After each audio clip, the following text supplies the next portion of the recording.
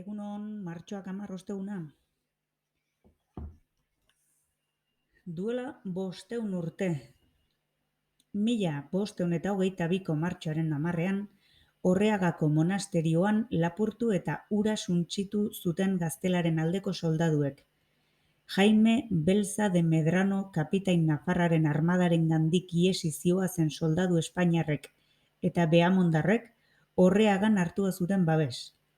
Nafarrek monasterioa setiatu zuten, baina espainiar errefortzuak iristear zirela, ihes egin behar izan zuten.